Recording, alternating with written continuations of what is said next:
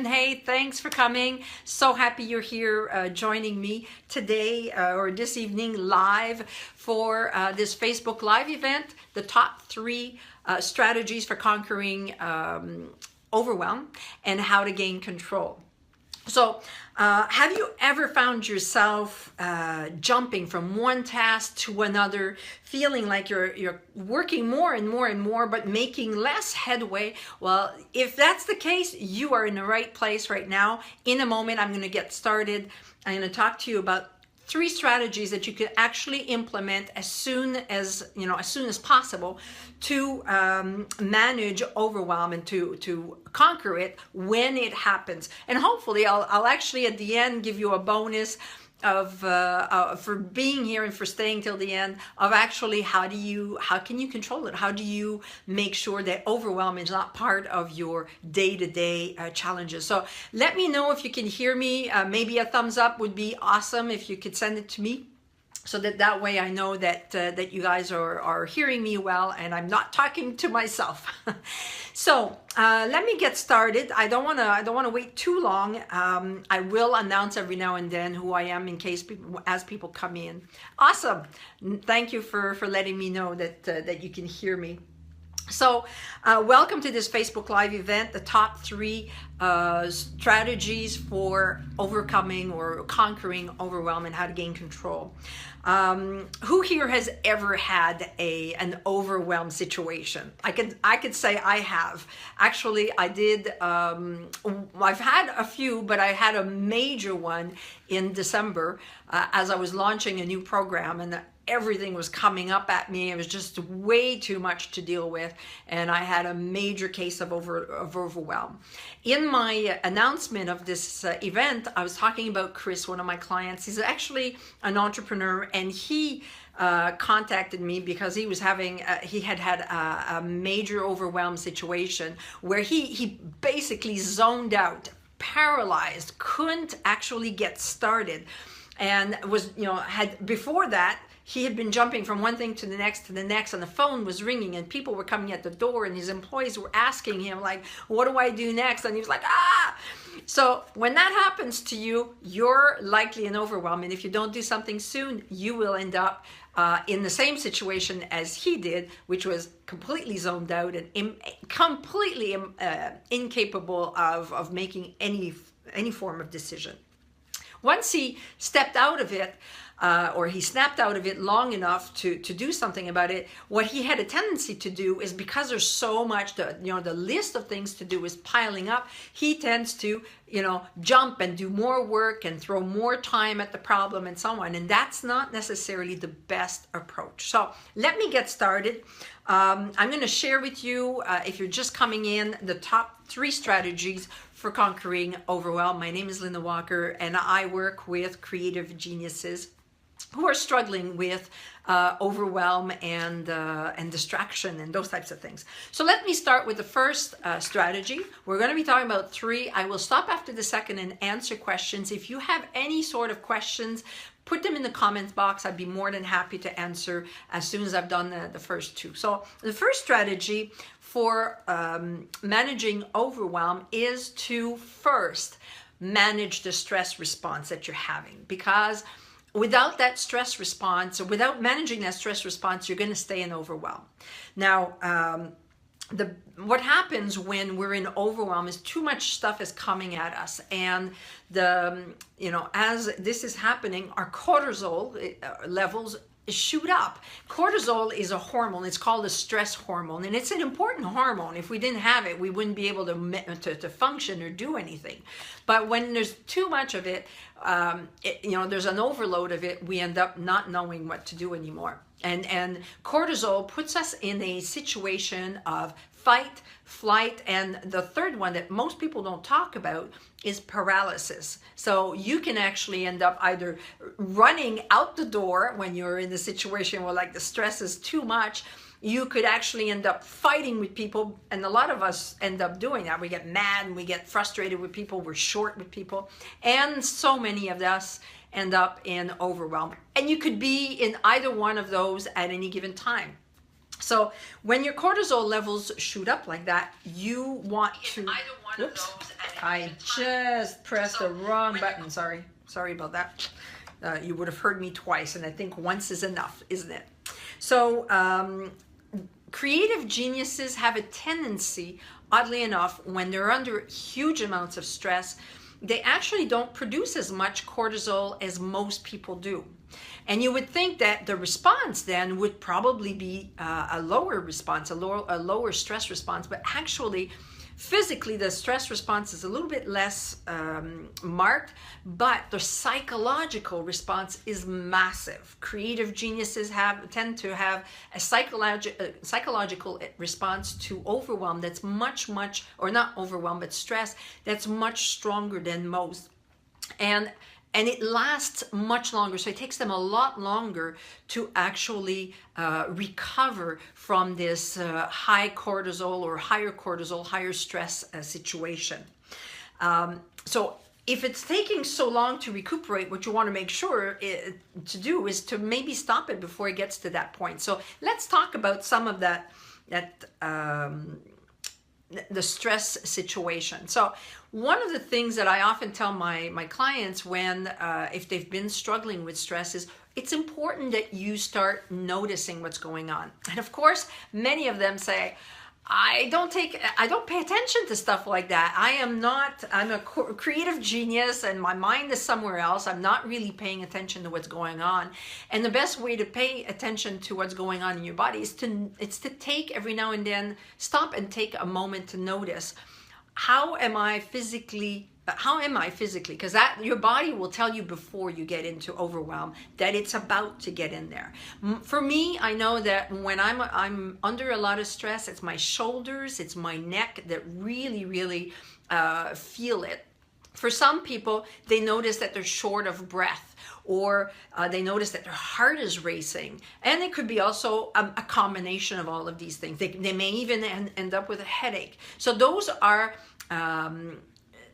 signs that overwhelm could come in very shortly if you don't take care of it right now. So what do you do? How do you manage stress? So actually, I'm going to ask you, how do you manage stress? If you have anything that you want to share, put it in the comments box. So there are a number of different ways of managing stress. I'm curious to find out how you do it. I'll tell you some of the strategies that you can use to manage stress. Now, some of them, I know when I was first told this first one, I thought, oh brother, what is this, But I'm going to ask you to put yourself in a situation, put yourself in a situation where you were in a stressful situation. Try to notice what's going on in your body. So I'm putting myself in this situation. I try to avoid being stressed, but if I think back about that December launch with everything coming at me and were problems with technology and so on, and Sydney, she notices a state of overwhelm when she's emotional, yeah, and that's when she uses a particular breathing method. That's exactly what I was about to mention. So I'm glad that you're open to the idea of breathing, because one of the top ways that you can manage stress is with breathing. If we notice how we're feeling when we're under stress, if you notice what's going on in your body, and then you take a couple of deep breaths, and let's take them together right now. So deep breaths that come through the belly. So already you notice my shoulders have dropped a fair bit, because that's where I feel the stress a lot more. And I am feeling a bit of stress right now, being in front of you and hoping that you guys enjoy my conference. So just taking a couple of deep breaths actually reduce your stress response. So awesome, Sydney. That's exactly what you need to do. One of the many things that you can do. Other things that you can do is take a break. Step away from the situation. If you step away from the situation, you're actually more able to think. Because the problem is, when we're under that stress, our minds are set up so that we're in that fight, flight, or paralysis mode, and our cognitive abilities are just not there at that time. So you want to stay away from getting into that point. And to do that, you could step away from the situation. Take some deep breaths, step away if necessary, take a walk. Some people like to meditate, some pray, some people pray. Breathe in, hold the breath for a count of 3, excellent, and exhale. Purse lips for as long as you can. Do this 3 times. The purse lips increase the pressure and for some reason changes what's going on in your brain. Excellent, Sydney. You guys want to read her comment because it's quite elaborate in how the best way to breathe. Thank you. And I do tend to tell people it's at least 3 deep breaths quickly. So praying is another. Some people like to pray. Some people meditate. Some people exercise. I find I exercise when I'm in a period of very, very high stress. Before I get to overwhelm, I make sure that I include more exercise. Unfortunately, that's not what happens for most of us. Most of us, when we're in a situation of stress like that, we tend to let go of those things that actually help us better manage. We don't meditate if it's something that we tend to do. All of a sudden we stop doing it because we're worried that we need to put ourselves in. We need to work more. We stop exercising. We might actually stop sleeping. All those things are actually things that will make you more vulnerable to major psychological stress response, emotional stress response. So the second strategy, so the first strategy was to manage the stress. And you do that, number one, the ideal situation is to avoid the stress in the first place. And I'll talk a little bit more about that, but make sure that you take care of noticing what's going on. Avoid the overwhelm altogether by noticing what's going on and taking measures to stop it. That could be breathing, it could be step away from the problem before it gets too bad. It could mean taking a walk, exercise, praying, meditating, and the 3 deep breaths. A lot of people think that that's woo-woo, but it really isn't. There's actually a physical response that happens in your body, a physical and mental response that happens when you're taking deep breaths. You hold the breath for a count of 3 and let it go. The second strategy is a brain dump. I had planned to bring my notebook and I just totally forgot, but I have a little notebook, and ideally you want to do your brain dump in a notebook and not on a piece of paper. But if you only have paper around, do that. The brain dump, what it does is it stops information from bouncing around in your head. I often visualize what's going on when we're in overwhelm or when we have way too much information coming up. It almost feels like a pinball machine, and the ball is bouncing around from one end to the other. When you externalize all these thoughts, you put them down on paper, you're actually doing a brain dump, and you're less likely to struggle with overwhelm. By putting it on paper, you'll then be able to do the next step, which I'm gonna tell you about in a moment. So the notebook, as I mentioned, is a great place to put it to do a brain dump. And the reason why you want a notebook, most people are afraid to do a brain dump because they're afraid they're going to lose their papers. A lot of creative geniuses use little post-it notes, and post-it notes have a tendency to fall after a while. They get stuck on things and then you lose them. But if you do your brain dump in a notebook, then you have an opportunity to go back to it after you've managed these different things. I've taken notes so that I don't forget anything. But what we know is that when you're doing that brain dump, these ideas, these thoughts are not bouncing around in your head anymore. They're now on paper, and you can feel confident that now they're externalized and you don't have to worry about having to remember them. Now, Chris, my client who was going through this overwhelm situation, actually prepared a list of 10 to 12 items. Some of those items were not tasks, and you want those items to ideally be tasks. Why? Because otherwise you're going to be in overwhelm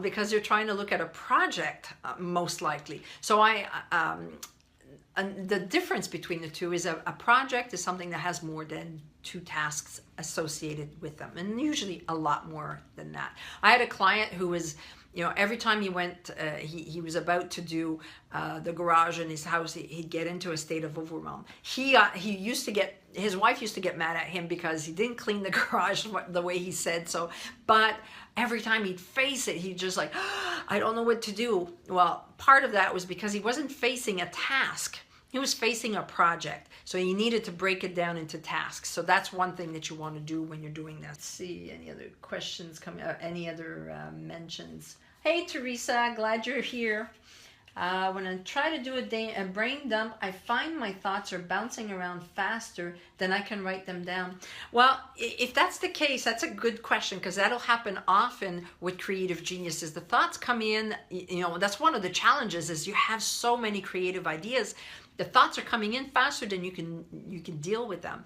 One of my clients who has a tendency to have this happen to him, he actually records himself. So he takes his phone, records the brain dump instead of writing it down, because he writes too slowly.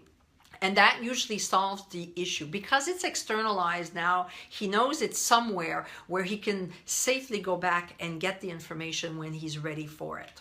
So that's one approach that you can use if your thoughts are coming in so fast that you can't write them all. So, you almost basically dictate.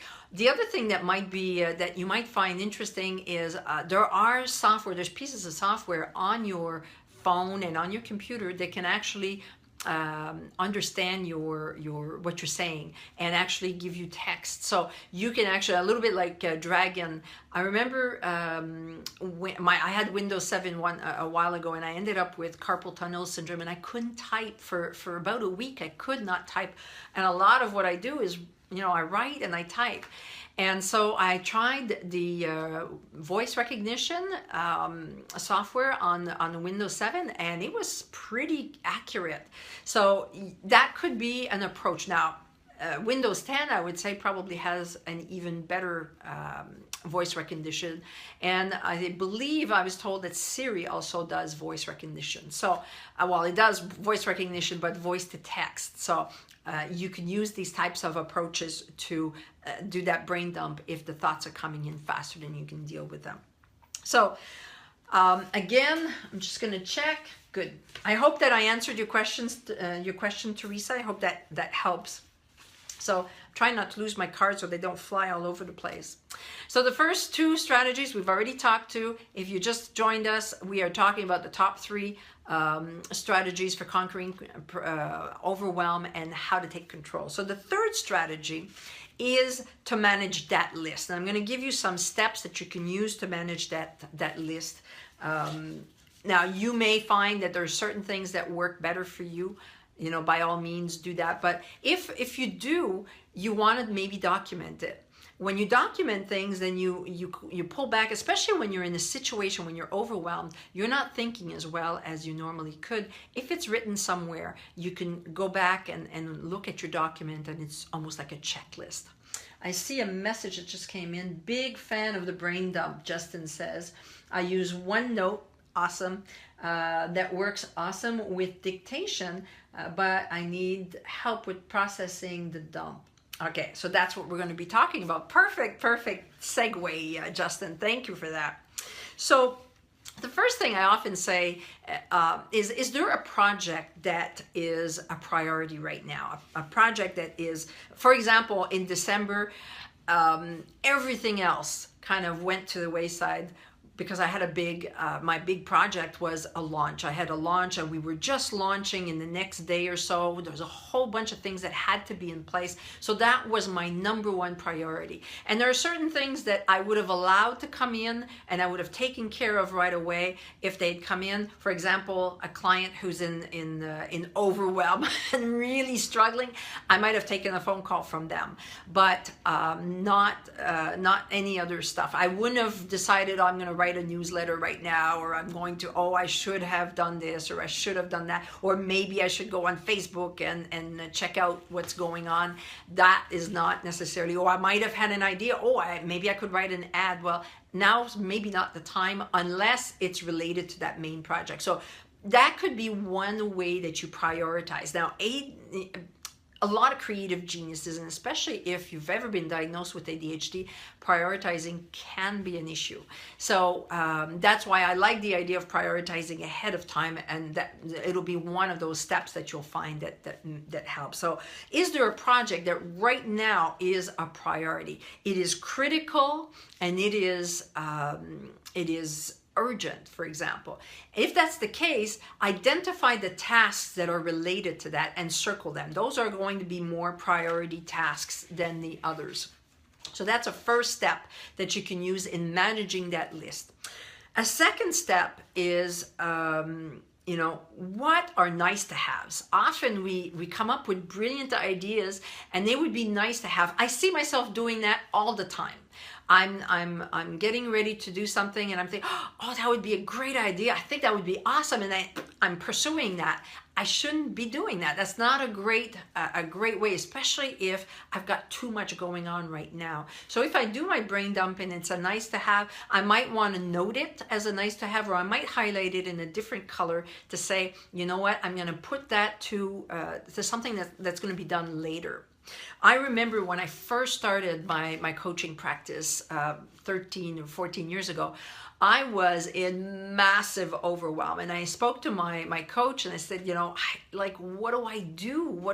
I just don't feel like I'm getting anywhere, and I'm just working and working and working more, and things are just piling up. And she had me write down all the projects, all the tasks that I had. I had 17 projects going on at the same time.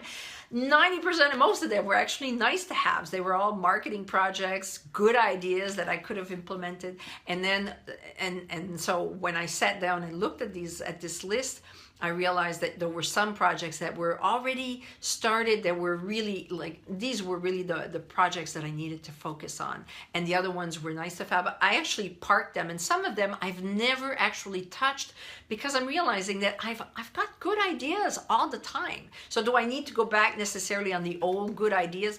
Maybe not. So that's something that you might want to consider. But is it something that is a nice to have, or something that could be parked for later because it's really not based on the project that I'm doing right now, or really allows me to advance the projects that I'm doing, the priority project. So that's the second step. The third step is identify what I can delegate. Now, when I was in that situation in December, I had this major overwhelm situation. All of a sudden, my videographer, the person who was doing the video editing for my launch, was writing me, I need this really quickly. And she needed a graphic. The graphic that I had sent her wasn't the right one, or it wasn't appropriate for what she needed it. She gave me the specs and so on, and I need this right away. And I was like, what do I do? There's that I have to do. Plus, we had a technology issue with a new system that we were using that we hadn't tested. Note to self, test before you get into a launch. Test your technology to make sure that you know how to make it work. But I had all of these different things going on. And so what I did first is, okay, stop. Okay, brain dump. What can I delegate? And then I knew my tendency, because I can do almost anything, my tendency is to try to do almost anything. So I could have gone in and tried to figure out what graphic, what color, what font, what do I need? No, you know what? I decided I could delegate this. I've got a great person who could do my graphics. I sent him a note. Here are the specs. Here are the colors I want for my graphic. Here's what it's about. And I sent it off to him. Can you get it done by tomorrow morning? And then I sent to my techie person. I've got a virtual assistant who is my technical person. And I sent her an email saying, we're having this particular issue. Can you look into it and get back to me as soon as possible? So then I cleared up those two things that I could delegate. If there's nobody that you can delegate to, you may want to consider that when you have a moment when it's calmer, quieter. This is a really important thing that you need to do. Maybe there's a friend that you could call. Okay, so maybe you'll owe them a favor afterwards, but maybe it's worth it, So if you can delegate what you can also delegate to systems. So you can have a checklist. If there's certain things that happen all the time, or there's certain things that require a lot of detail, you can actually create a checklist as an example. So creating a system to delegate to can be a very powerful way, because then you don't have to think so much. You're not making decisions, because there is such a thing as decision fatigue when you're making one decision after another. And so creating these types of systems when things are a bit calmer is a great way to, having some ammunition from when you find yourself in overwhelm. And as I mentioned before, finding somebody that you can that can help you, if it's a friend or whatever, so that you can delegate. I talked about this particularly. I have the story about my delegation in December. Being able to just delegate like that made such a huge difference, and they did. Both people were able to respond within the amount of time. I had given them parameters. I didn't go into too many details, but enough that they knew what was required. So that's what you want to be able to do. So. Number four, the fourth thing that you need to do to manage that list is to identify the tasks that only you're able to do, that nobody else can do. So there are tasks that we have to do. We're the only ones. As a business owner, I'm the one who sets direction for my company. I don't have other people do that for me. I don't even have other people tell me what I need to do to market. I might get somebody to propose some ideas, but I'm the one who ultimately makes the decisions. So there are certain things that only you can do. And coaching is something that only I can do. Speaking, being the voice for my business, I'm the only one who can do that. So those are things that only I can do. Having somebody even compose something, I write 99.999% of my documents or my copy. I write a lot of that. But there are some times when I can delegate it to somebody else. I have my husband, who's a great, he's more of an editor, but he's an awesome writer as well. So if I'm really overwhelmed, he's a great person I could delegate to. But the things that only I can do, I need to identify those things, because I won't be able to delegate them. And which of these tasks are critical? Are they critical? Are they urgent? Maybe they're critical, but they can wait till tomorrow, or they can wait till later. Are they critical? Are they urgent? And those are the tasks that I'm going to want to tackle faster than others. I also want to look at, are they critical and urgent to my main project, the one that's really important right now? So for me, the launch in December was the most important thing. For Chris, my client who is struggling, he had just put out this big marketing thing, and it actually worked much better than he had expected. And so a lot of things were critical. So he had to let go of a few things for now, and he dealt with a lot of customer situations. Then number 5 is, what are 3 actions that you can focus on right now, that you can focus on, let's say today. So what out of that list that you have that's left? So forget about the things that you're going to delegate. Ideally you would have delegated them already.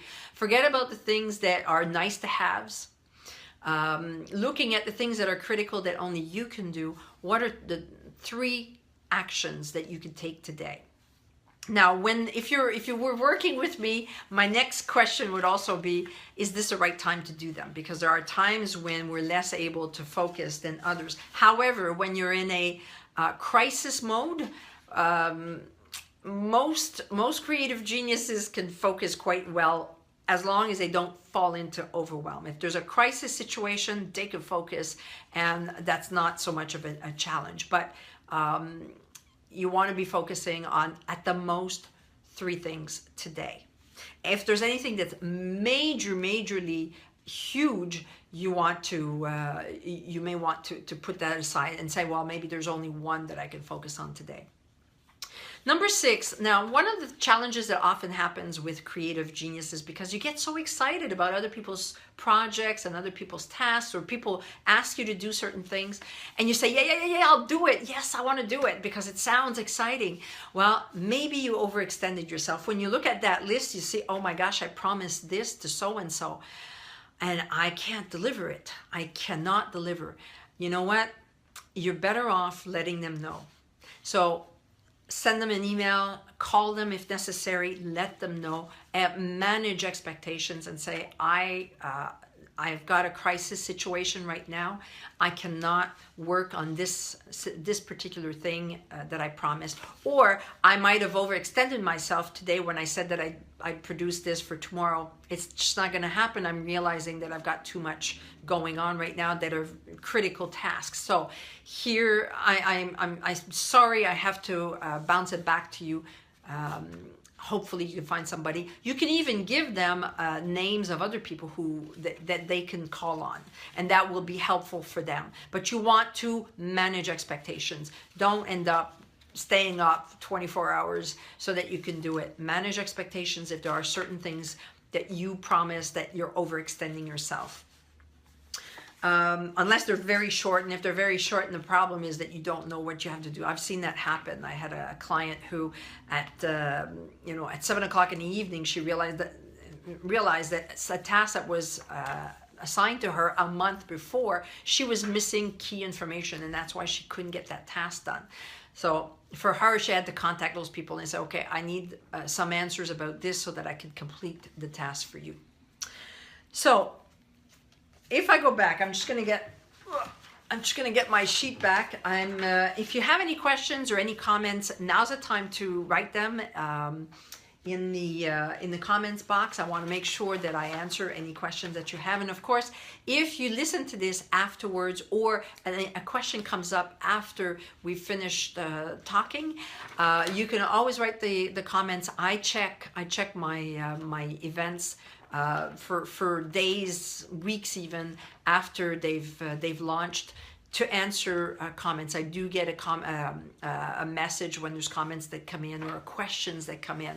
Now, I want questions that are related to conquering overwhelm, of course. If there's anything that you'd like for me to talk about in the future, please write them down in the comments box, because that will help me as well to determine what would be the next subjects that I could be talking about. So I've talked about, if we're talking about conquering the top 3 strategies for conquering overwhelm, we talked about stress management. So that breathing or praying or meditating or exercising, stepping away from the task, whatever it is that you use to manage stress, you want to be doing that. The second thing is the brain dump. So that's the second strategy, brain dump. You want to write it down, or if you can't write it fast enough, record yourself talking about it. And you want to do that because it allows you to clear your mind, and now your mind is free to think properly and to make proper decisions on for number 3, for step number 3. So the third strategy is to manage that list, and you want to manage the list by first deciding what you can drop.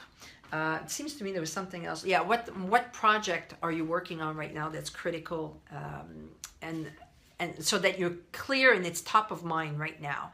Then you want to look at the tasks that are nice to haves. You want to drop them. You could drop them or do them much later. Put them aside or highlight them in a different color and say, well, that's something I'm going to put on a different list, maybe tomorrow when things are a little bit calmer. You want to determine what are tasks that you can delegate. So identify what are some of the tasks that you can delegate now, relatively quickly, especially if they are critical tasks that are relatively urgent and especially critical to your main project. You want to identify the things that only you're able to do, and that's usually, it's a lot more restricted than you think. We tend to think, oh, I'm the only person who can write, for example. That's not always true. There are people who are ghostwriters, you know. There are people who have never ever written, they've written a book, but they've never written a single word in their life. Now they might have recorded it, they might have whatever, and then they get it transcribed by somebody somewhere else in the world. And so they don't have to, they're writing the book, but just out of audio, you know. So there's a number of different things. So what is it that only you're able to do? And out of those things, which ones are critical and urgent for your main project? And then finally, you want to manage 3 tasks that you can focus on right now, and then manage expectations if you overextended yourself. The last thing is, of course, you want to try to avoid, this is my bonus to you. One of the best things you can do is to avoid getting into overwhelm in the first place. And there are a few strategies that you can use to do that. Number 1 is planning. Now that's hard for a lot of creative geniuses, and a lot of creative geniuses have done time management programs for other people and so on. If you're a creative genius, you may need a different approach to managing and planning. So you want to look at people who specifically work with creative geniuses to get the right tools, because my husband's a creative genius, and he's taken I don't know how many time management programs and productivity programs that didn't work for him. And then when he figured out that the approach that he needed was completely different from how other people would do it, things got much, much better for him. The other thing you want to do is create a buffer when you're talking to people and they're talking to you about their projects and they're asking you, would you be able to do that? Before you say yes, create a time buffer. It's almost like a new impulse. Instead of saying, yeah, your new impulse becomes, oh, I'd love to, but let me look at what I've already got on my plate. You know, and that's the new buffer statement that you practice, you write it down, you practice until it becomes your new impulse. And then you want to brain dump as you're working, because if you're working on something, thoughts will come in. You're a creative genius, and if thoughts are coming in, you want to be able to brain dump. You don't want to keep them in your head, because as those thoughts are coming in, if they're not related to what you're working on right now, they're going to create interference. So you want to have a notebook, and you want to be writing down those brilliant ideas that you're getting every 5 seconds. Let me check. I'll do a last check on the messages, on the comments, and I'll be saying goodbye in a moment. So Sydney writes that she sometimes gets overwhelmed at the start of the day with 10 simultaneous ideas about what I want to do. I want to start them all right now. Okay, that feels overwhelming to me, obviously. And I'm thinking maybe I could try deciding the night before. Absolutely, and that's part of the planning. Deciding the night before. But that seems iffy, not necessarily. It's funny, I'm afraid that if I do a brain dump, then I won't get to do the fun things. Also afraid that I won't want to do anything on the list. Okay, well, one of the things, especially if you're an entrepreneur, one of the things that you need to recognize is that you're the boss. You know, if there's something that you don't like doing, I've had some people say, I can't market myself. I can't speak. I'm not comfortable with speaking. I hate speaking. So how am I going to market myself? There's a ton of different ways that you can market yourself without necessarily speaking. You can write. You can video yourself saying things. You can actually even just do audio. What's really cool with audio is it's easy to edit audio, much easier than to edit video. So, you know, you choose the things that you want to do. I find creative geniuses absolutely positively, as Sydney is actually alluding to, need to determine what's really interesting to them and to spend more time in those areas. I find the majority of people, when they start planning, especially if you're planning first by project, the big picture planning, and that's how I tend to teach my creative genius clients to plan, is starting with a big picture, and from there you can prioritize the things that are really important and they're interesting, not just important, but especially interesting to you, then it makes it a lot easier for you to determine what you need to do. And I've got a few clients who swear by Focus 3. And Focus 3 is the night before you write down the top 3 things that you absolutely positively need to focus on. So let's say I have a report I have to write for, sometimes I work for organizations and they want to report on the coaching that went on between me and a client of one of their employees. Well, if that's the case, I know I'm going to have to write that. So it has to be on my list. I unfortunately don't have a choice but to write it. I can make it as simple as possible. I can actually create a system to make it as easy as possible for me to write that report. But I do have to put it on my list. And maybe I've got clients that I'm meeting and I've got to prepare certain things for them. So those things I need to put on the list. I put them on the list ahead of time, the night before. It's actually more than on the list. It's actually in my agenda, because that's another thing. You want to make sure you're doing it in the best time, at the best time possible. And the next day, that's all I'm looking at. Anything that comes up in the meantime, unless it's an absolute emergency, the place is on fire, my hair is on fire, I don't take care of anything else but those top priorities. And when those are done, then I go and I'll bring in other tasks. I hope this was helpful. Let me know what you think. I'd love to have some feedback about this.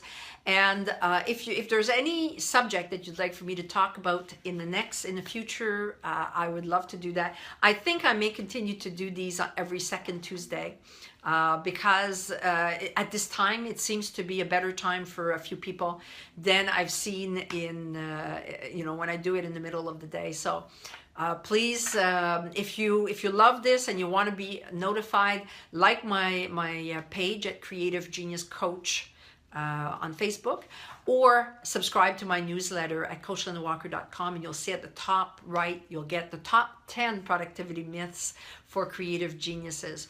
So hopefully have a wonderful day. And again, last time, that's it. So on that note, have a wonderful day, and I'll be talking to you soon. To your focus, action, success.